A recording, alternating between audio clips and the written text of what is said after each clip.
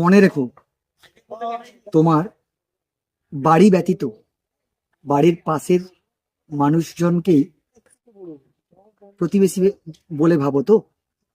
আসলে যাদেরকে তুমি বাড়ির পাশের ভেবে প্রতিবেশী ভাবো, প্রতিবেশী কিন্তু তারা নেই।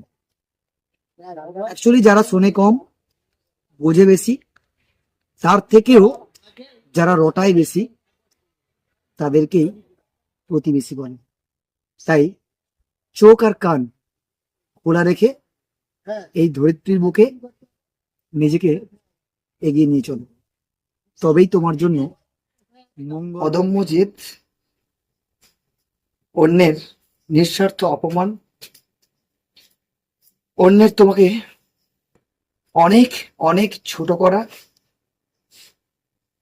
যেগুলো তোমাকে চূড়ান্ত একটা জায়গায় নিয়ে যেতে পারে। সত্যি কথা বলতে কি জানো, একটা গাছকে যেভাবে তুমি যত্ন করো ছোট থেকে, জল খাওয়ার পরিচর্যা দিয়ে, ঠিক তেমনি একটা মানুষের জীবনে বাইরে থেকে এ ধরনের জল খাবার অপমান সহ্য করতে হয়।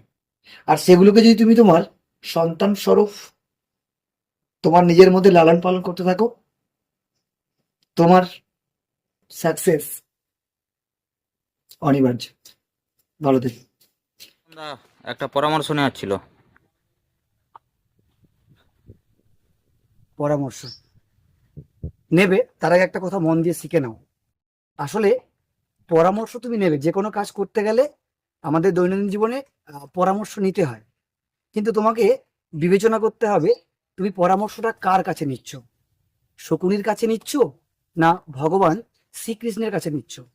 অর্থাৎ পুরাণ মতে দুর্যোধন সবসময় পরামর্শ নিত শকুনির কাছে, আর যত পাণ্ডব আছে সমস্ত পাণ্ডবেরা পরামর্শ নিত ভগবান শ্রীকৃষ্ণের কাছে।